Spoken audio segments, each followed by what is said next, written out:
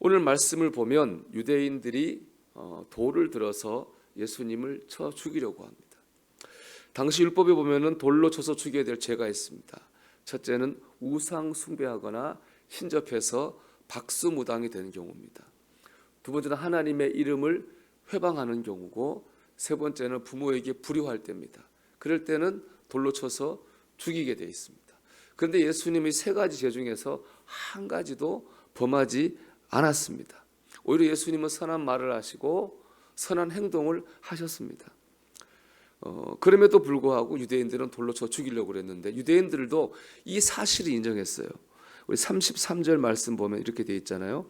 유대인들이 대답하되 선한 일로 말미암아 우리가 너를 돌로 치려는 것이 아니라, 유대인들을 보기에도 예수님은 선한 말과 선한 행동을 하신 거예요. 유대인들이 문제 삼은 건 그 다음 구절입니다. 신성모독으로 인함이니 내가 사람이 되어 자칭 하나님이라 함이로라. 신성모독, 즉 예수님의 하나님의 아들이라고 그러셨잖아요. 구원자라고 하셨지 않습니까? 그것 때문에 돌에 맞아 죽을 된다, 이렇게 말한 겁니다. 그런데 여러분, 예수님이 하나님의 아들이고 구원자라고 하는 것은 진리잖아요. 진리거든요. 예수님은 선한 삶을 사셨음에도 불구하고 진리를 선포한 것 때문에 돌에 맞아 죽어야 될 죄인이 되신 것입니다. 결국 십자가에 못 박혀 죽으셨죠. 자, 이런 주님의 모습을 보면서 깨닫는 것도 있고 은혜를 받는 것도 있습니다. 먼저는 시대에 눌리지 말고 진리를 선포해야 되겠다는 겁니다. 요즘 기독교에 대해서 부정적 시각이 많습니다. 언론이나 방송을 보면은 기독교나 목사님들을 참 부정적으로 그립니다.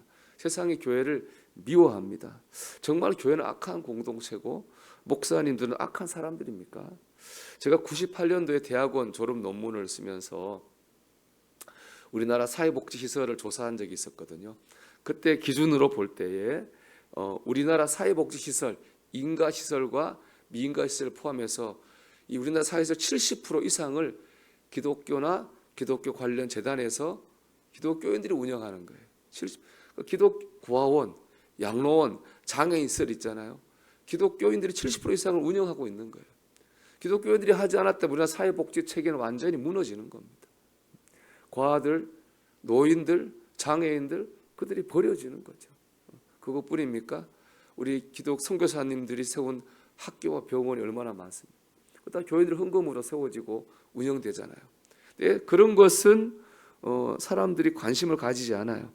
그중에 몇 곳 잘못된 것을 부각해서 교회를 공격하고 비난합니다. 목사님들, 글쎄 언론에 나오는 그런 목사님들이 정말 몇 프로 될까요? 저는 그런 생각을 해봅니다. 목사님들이 참 어렵습니다. 뭘 보면 알 수 있느냐? 요즘 신학교에 신학생들이 안 갑니다. 제가 입학할 때에 저희 모교 같은 경우에는 4점 몇 대 1이었어요. 경쟁률이. 지금 1점 몇 대 1입니다. 그러니까 신학생들이 안 가요. 학생들 보기에도 목사님들의 삶이 별로 행복해 보이지 않는다는 거죠. 저는 그렇게 생각합니다. 또 사실이 그렇습니다. 작은 교회는 작은 교회대로 힘들고 큰 교회 목사님들은 그 나름대로 들어보면 스트레스가 참 많습니다. 저는 그런 면에서 제가 참 행복하다고 생각합니다. 교회는, 목사는 교인들을 사랑하고 교인들은 목사님을 존중하는 교회가 행복한 교회입니다. 세상은 이런 사정을 잘 모릅니다. 알려고 하지도 않습니다. 교회를 미워하기 때문에 그렇습니다. 세상의 교회를 미워하는 진짜 이유는 무엇입니까? 교회가 진리를 선포하기 때문입니다. 예수님 보십시오. 선하게 살았잖아요. 선한 말하고 병자 고쳐주고 귀신 쫓아내고 선한 말하고 선하게 살았지만은 진리를 선포한 것 때문에 돌로 쳐서 죽어야 될 죄인이 될 만큼 가장 악한 죄인을 돌로 쳐 죽이거든요.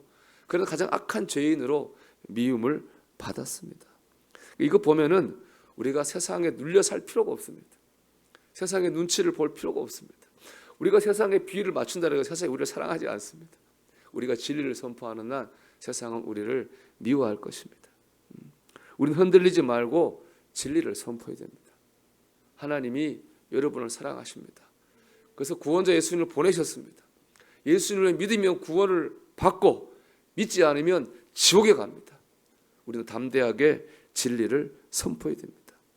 오늘도 담대하게 세상을 향해서 진리를 전할 수 있는 저와 여러분이 되기를 주의 이름으로 축원합니다. 두 번째, 사람에게 흔들리지 말고 진리의 삶을 사십시오. 예수님께서 선한 말과 행동으로 진리를 선포하셨음에도 불구하고 유대인들은 이를 악하게 받아들였어요. 이거 보면은 그래서 예수님을 돌로 쳐 죽이려고 그랬잖아요. 우리가 선한 마음으로 한다고 해서 그 받아들이는 사람도 그걸 선하게 받아들이지 않는다는 거예요. 자기가 그 사람이 가지고 있는 마음의 상태 기준에 따라 가지고 우리가 아무리 선하게 해도 그 사람은 그거를 악하게 받아들일 수 있다는 겁니다. 우리가 이럴 때 상처를 받잖아요. 그럴 필요가 없다는 거예요. 제가 목회하며 느낀 건데요. 사람들은 선을 바라기보다는 자기 편을 들어주기를 바라는 것 같아요. 자기 생각을 옹호해주고 자기 기준이 맞다고 해주고 자기를 높여주고 그걸 원하는 것 같아요. 물론 그렇게 해주는 거 좋죠. 어느 정도 범위 안에 해주는 거 좋다고 생각합니다. 하지만 그래도 진리가 있잖아요. 하나님의 말씀, 영적인 유익, 교회의 덕, 하나님의 영광. 사람을 편들어 주는 거 좋지만은 적어도 이 진리의 틀 안에서 해야 되는 거예요.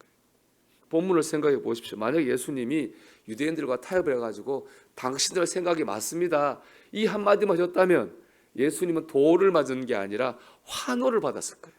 예수님은 그렇게 하지 않았습니다. 그것은 하나님의 뜻이 아니기 때문에 그렇습니다.